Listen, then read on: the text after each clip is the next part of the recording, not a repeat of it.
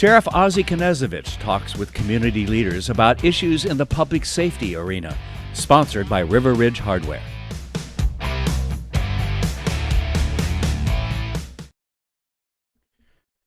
Good morning, folks. This is Sheriff Ozzie Knezovich with the Sheriff's Report. This is part 2 of a discussion that we started in reference to a Huffington Post article concerning the arrest of a individual that had a felony warrant and was at a protest. So we covered the first part of this is, why the press conference that I gave in reference to this a couple of weeks ago. And quite frankly, I didn't want to do that press conference. But I had to because our local media had picked it up. And quite frankly, I had to address the questions. And, a local columnist, Sean Vestal, took me to task about some things. And it's like, the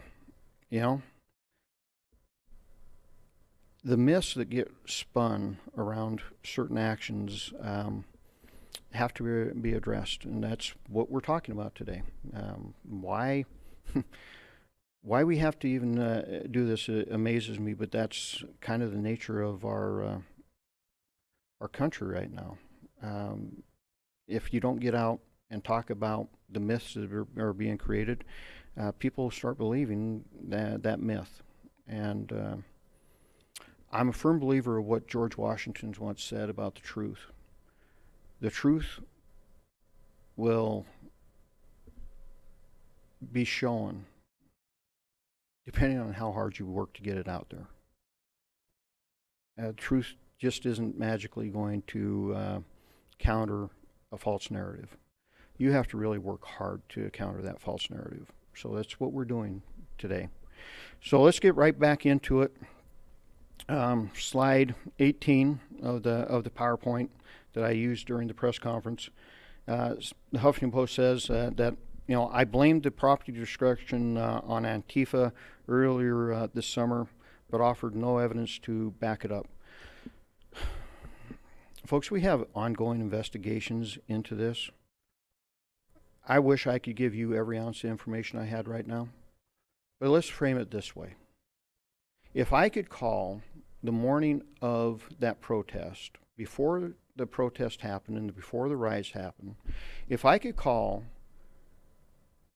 businesses in the downtown core, one of them being the Spokesman Review, telling them you might want to batten down the hatches because this it does not look like it's going to go well. If I could call the NAACP president and tell him that all indications this is going to turn ugly, and he said, yeah, I know. And the morning after, he said, I tried. Do you not think that we had the intelligence to know who was pushing that? Think about it. How did I didn't just have a magic crystal ball. We had people, concerned citizens, contacting us and saying, we don't like the direction this is going. This is going to go badly. And I'm hamstrung in that I can't give you all that information because, again, they're active cases. And the FBI and local law enforcement are working those cases together. So this isn't just hyperbole. We had the intelligence factors. And when I stepped in front of the cameras the night of that riot and said, my African American community is not responsible for this, I meant it. And I meant who was responsible. Antifa and socialists. Now, Sheriff, you're going political here. I'm sorry, I can't escape it because this entire story is about politics. The Washington Post even framed it that way. My motivation for arresting Logan was political, according to the Huffington Post. No, he had a warrant. He was a felon with a warrant. I can't fix that for him. Actually, he knew he had the warrant because we had warned him in the past. Law enforcement had contacted him and said, you got a warrant. Might want to address that. So the next slide, he goes on with the same narrative that I claimed that Antifa came from out of town. And we did have people from out of town, folks. We did. And we didn't show any proof. Well, that day will come. And then he goes on the next slide, and I don't know if this was a Freudian slip or he was probably one of the most honest journalists that I've seen in a while when he used the next line. As thousands of historic uprisings, his words, not mine, against the police brutality have swept the nation this summer, a vast majority of them being nonviolent. Historic uprisings, not protests, uprisings. You know, that's an amazing thing about that. That's what the intelligence protocols that we're receiving call this also. It's not protest, this is an uprising. And it is. Chastises the president for calling Antifa terrorist, domestic terrorist. 2016, or 2017 I should say, there was an article in, I think it was Politico, where the Department of Homeland Security actually did that in 2017. And because of all this type, we're creating this type of atmosphere where law enforcement is growing increasingly aggressive against protesters. No, we haven't. You want to protest? Protest all day long. The minute it turns into a riot, that's no longer a protest. And we're not going to let you destroy people's property. We're not going to let you to burn businesses down. Those small business owners, that's their livelihood. You don't seem to care about that. I saw one video of a African American business owner in tears because her business was being destroyed, and she's going, I was marching with you. Do you not care that this is a black-owned business? And the voice on the other side of the video went, no, we don't. They don't care. Nor do they care about the cause. They care about their agenda. And we'll get to the agenda piece at the end. So, next slide. Peaceful protest. Folks, this is Spokane. Every peaceful protest needs a leaf blower. Folks, anybody identify any of these folks, please let us know. But peaceful? I take it that every protest needs a sledgehammer. Peaceful? This cone, that cone is used to defeat our CS gas. They put the cone over the gas canister to keep it from spreading. Tell me it's not coordinated. Every peaceful protest needs a cone, right? Matching backpacks. We saw a lot of these type of backpacks, matching. And the next slide is actually a video. Vinny, let me know if that video is playing.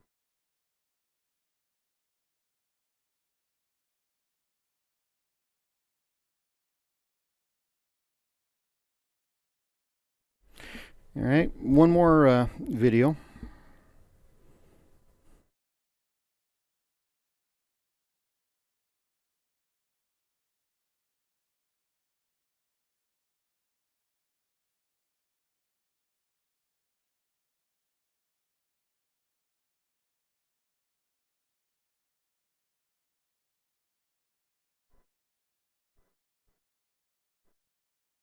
Can't see. I'm playing videos of the protest, or the riot, I should say, in downtown Spokane.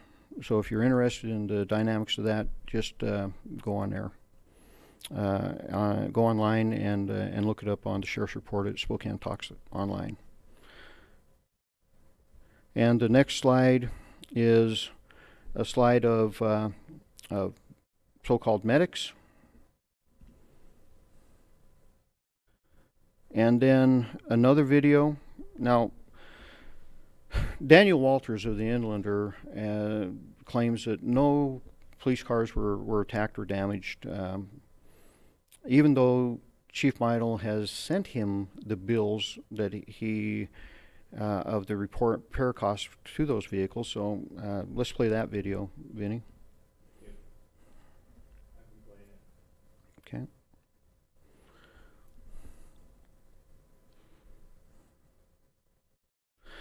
And in this video, you're going to see a guy wearing a blue hard hat. Remember that blue hard hat, folks.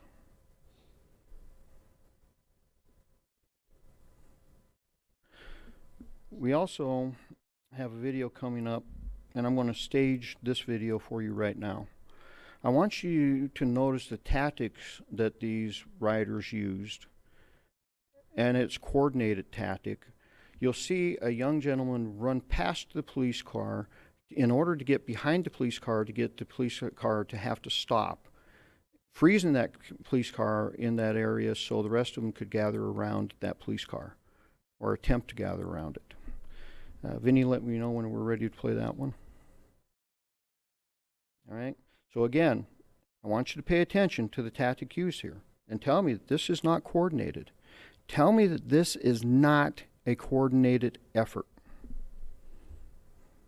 Oh, and by the way, Daniel Walters said, that none of this ever happened. Well, I kept telling you, Daniel, that we had video. Look what they were trying to do to that police car, and tell me that they didn't attack that police car. Tell me they didn't try to get into a position where that police car could not move, and that they were not trying to attack that police car.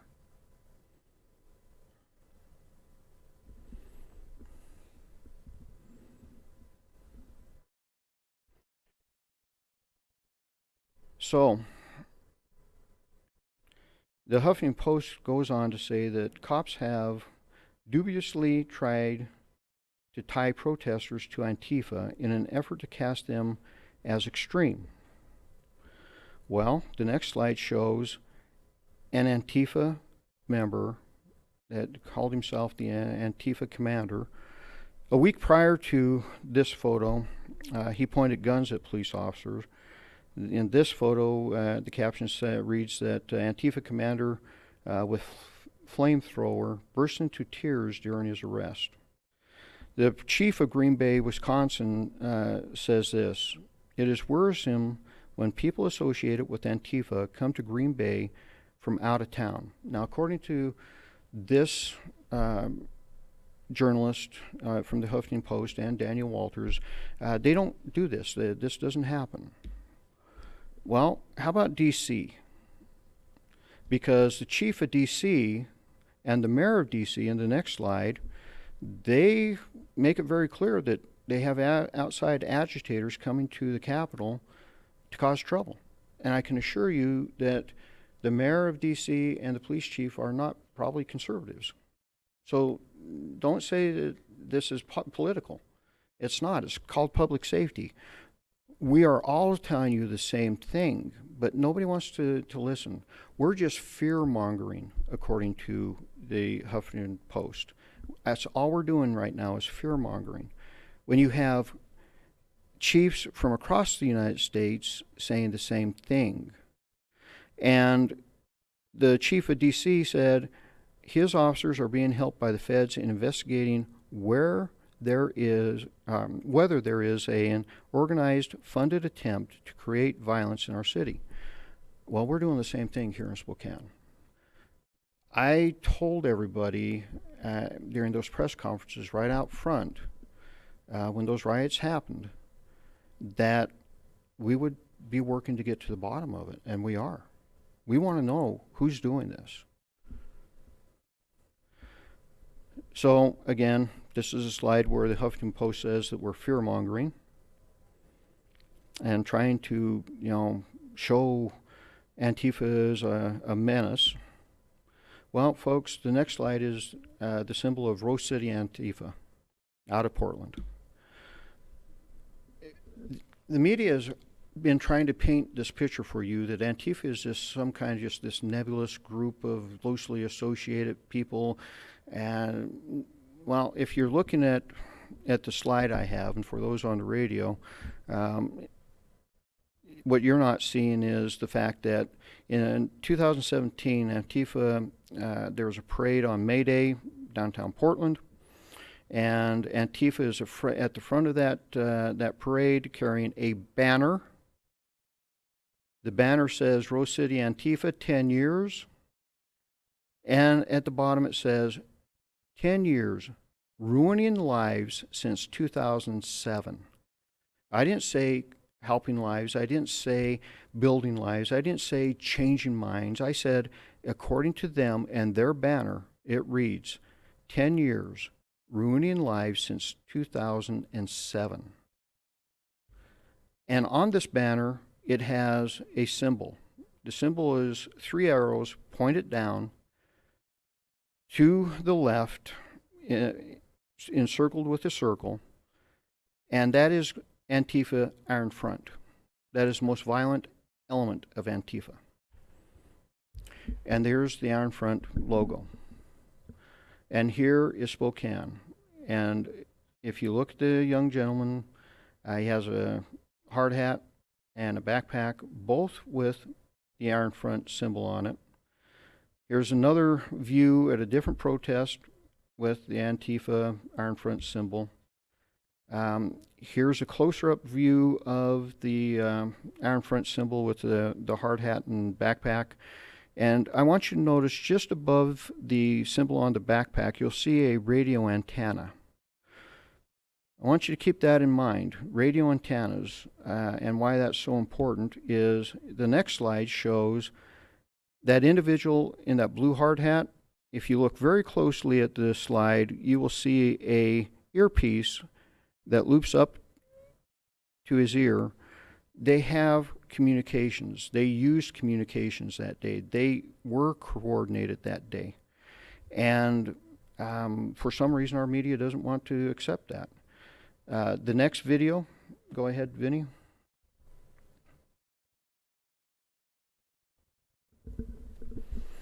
This is just some of the destruction and shenanigans that went on downtown Spokane.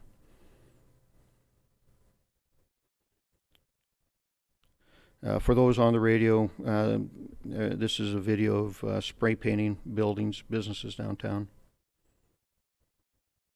And if you notice, Mr. Blue Hard Hat walks into frame, basically directing traffic.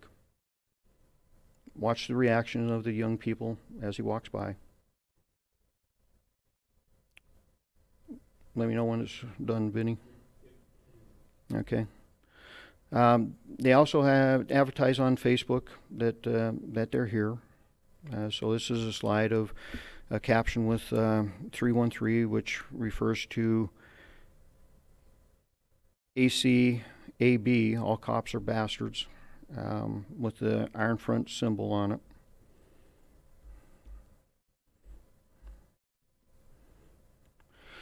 I also, early on in our discussions on this, during the press conferences, right at the beginning, or right after the protest and riot, talked about the Socialist Rifle Association. And I said I never thought I'd ever string those words together. Well, the Socialist Rifle Association has grown a little bit since my discussions with you back in late May, early June, because what you see on your screen right now is their logo. That stands for Spokane Socialist Rifle Association, which is akin to the Redneck Rebellion. It has nothing to do with rednecks in the frame that some people are thinking, country people. Redneck Rebellion refers to a rebellion back in West Virginia in the coal mines by coal miners. They were identified by red handkerchiefs that they wore. And you're seeing more and more of those red handkerchiefs pop up. Another sister group to the Socialist Rifle Association is the John Brown Gun Club, a socialist gun club. All with leanings towards Antifa in one way or another. And here's another slide of these peaceful protests. Well, this slide shows an individual, and if you look really close just over that M4, that gun, you'll see an antenna leading to a fairly high-speed radio. The M4 is a pretty nice semi-automatic, and you notice the Antifa logo and flag right below it. So please tell me that the left at these protests are not armed. Because they are. We saw it in Spokane. We saw them wearing body armor. The Huffington Post then goes into how in Portland and in York, protesters were scooped away by unidentified police officers and thrown into unmarked cars and sped away. Folks, not quite. Everybody tells us we need to de-escalate. Well, this is a de-escalation tactic. If we identify somebody that needs to be arrested, you really want us to go in the middle of that hostile, riotous crowd and make that arrest? Or do you want us to wait until they're in the clear, they're moving by themselves? By the way, following somebody in a police car doesn't work. You have to do it undercover. We find them when they're isolated and alone, we arrest them, and yeah, we do put them in an unmarked car because that's how we followed them. This is a de-escalation tactic that's not nefarious, as the Huffington Post and as our national media has tried to paint it. It is a de-escalation tactic. People need to really start thinking about what's going on. We're not going to go into that riotous crowd and try to make this, because that will turn very ugly very quickly. So the Socialist, Democratic Socialists of America here locally stated that they're concerned about this type of tactic because it could lead to the extreme right coming in, swooping up and ferrying them away, kidnapping them. I've heard a lot of extremist rhetoric over the years. I mean, this rivals some of the stuff I heard from the right. It's just amazing. So they talk about far-right groups and militias walking the streets. Well, guess what? They're walking the streets armed too. The next slide, Vinny, we're just going to skip that one. It's the same video of the police car being attacked. The Inlander, Daniel Walters, who said that no police cars were attacked or we hadn't shown anything, did a story about it. Antifa is an anonymous, militant, ill-defined, but there's still little evidence that they were to blame for riots in Spokane. Well, I've just shown you that they had radio communications, they were organized, they did try to use tactics, coordinated tactics. I don't know what more to do other than the day that we actually start putting slides of the Antifa members that we know were there from out of town, I would mind you. So Daniel talks about this. He did an extensive articles concerning it. He said that according to me and Chief Meidel, carrying a gas mask, wearing body armor, lugging around jugs of tear gas, neutralizing milk is evidence the protesters were ready to riot. However, the Street Medics founder is like, well, we need all that so when the police get violent. One more time, I'm going to remind the public here. How many times have you ever had to use any type of munitions during a true protest? And we've had many in this town. Think about it. You can't find one, can you? It was it wasn't until May 31st. So Daniel even says he talked to Rose City Antifa about being there. He also talked to the Spokane Occupy's leader Dustin Jolly, I should say, about it. And it's just amazing the level of work that Daniel went into to try to prove that Antifa wasn't here. The problem is, at the end of this press conference that we're talking about, Daniel makes a statement, actually kind of argues with me. Well, how do you know that anybody's paying for this is organized? How do you? And I said, Daniel, in Ferguson, the Washington Post did an article concerning Ferguson. That slide is up right now, folks. This is what the Washington Post reporter said. He said, some of the men were from the area, Ferguson or surrounding towns. Many, it is hard to quantify the percentage, have arrived by bus and by car from Chicago, Detroit, Brooklyn, and elsewhere. They would not give their names, but their leaders say they were ready to fight, some with guns in their hands. This is not a time for peace, said one man, a 27-year-old who made the trip here from Chicago. We're watching history replay itself, and we're turning a blind eye. This is the final words of the Washington Post article. We're jobless men, and this is our job now, getting justice. If that means violence, it's okay by me. They've been doing this to us for years. So, Jeremy Logan, at the end of the Huffington Post article, says,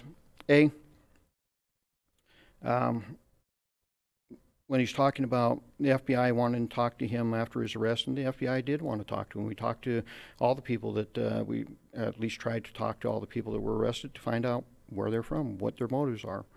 He said, I'm not going to let them sow distrust between me and my comrades. Interesting term. Folks, there are times I think I've hit a time warp and gone back 50 years. I've heard this rhetoric before. I've heard the communist Marxist rhetoric. I've heard the tension between the races. I've heard race wars. Everything that we're hearing now, I heard 50 years ago as a young kid. We've allowed ourselves to go back 50 years. We have damaged ourselves that far. So this is Mr. Logan. If you notice on this slide, he says, always anti-fascist. These are slides that he posted on June 29th. These cops are killers. They killed my friend also. This is a song. But under that song, he puts another post. I'm not going to lie. I want to take these pigs' heads off with a handsaw. That's what he said in his post. There's Mr. Logan holding a machete, very ISIS-like. And I want to remind you that he lied to the Huffington Post and to Daniel Walters and said that I have never made a threat. Well, maybe that's why he took his Facebook page down for a little while, so people couldn't find the truth of the threat, which is, I'm not going to lie. I want to take these pigs' heads off with a handsaw. And his Facebook continued to escalate. So why did we arrest him? Why now? He was a convicted felon with a felony warrant for his arrest. He made threatening statements about cutting police officers' heads off with a handsaw. His rhetoric was increasingly violent. And folks, we'd been looking for him since about June 10th. We'd gone to his house. He disappeared for a little while. We lost him in a crowd in early June. We found out where he went. He went to Chop. So no matter how hard the Huffington Post and Logan want, or his ally Brian Briggs try, Logan is not the victim here. He is a felon who had a felony warrant. Spokane's the victim of Brian Biggs and the Huffington Post defense of Antifa violence and their self-proclaimed champions. America is the victim of Antifa's agenda and the media's continued pushing of a false narrative. What is the agenda? Again, I feel like I've gone back 50 years. This came from Logan's Facebook page. I went back and grabbed snippets of the entire text of the document that the snippet came from. Private property, and he said, all this will continue until the foundations of private property and anarchic social production disappear. So you don't get to own property anymore. And I want to point out who the struggle is against. He says kings, because back when this was written in 1895, there were still kings. Police and priest. You know, when we can take out their reputation, tell me this isn't what's happening right now. They have to limit your trust in us to the point that you no longer trust us, so they can do what they want. Think about it. Why do they don't want us to have crowd control measures? Could it be so that another group can take over 9 city blocks somewhere else, on the left or on the right? Next time they want to take over a wildlife refuge, we can't stop it. Think about why these politicians and why these activists want these tactics and why they are trying to take the reputation of police down. And who's next? Well, think about it.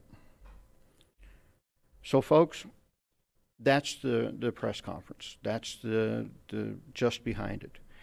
And we have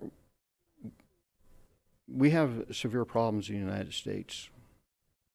And I hope that you start looking at who is behind the problems. We're trying to find that out for you. And as soon as we do, I'll do another PowerPoint. And hopefully we'll be able to list all of the aspects that we're starting to put together. But you have to remember, the FBI is one of the key components here. And I'm really going to be subject to what they will allow me to put out. This is Sheriff Ozzie Knezovich with the Sheriff's Report. Have a great day. Here at River Ridge Hardware Garden Center, where we have all the plants and flowers that will spruce up your yard, from the lilacs for Spokane's Lilac City to awesome hanging baskets and pots that you can actually put the hanging baskets in. Here at River Ridge Hardware, we want to help you set up your landscape needs.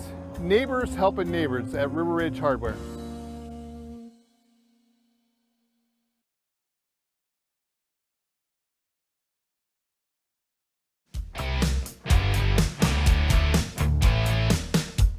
Thanks for watching. Ask the host a question, recommend a guest, or check out any of our other programs on Facebook, YouTube, Twitter, Apple Podcasts, Spotify, or SpokaneTalksMedia.com. Sponsored by River Ridge Hardware.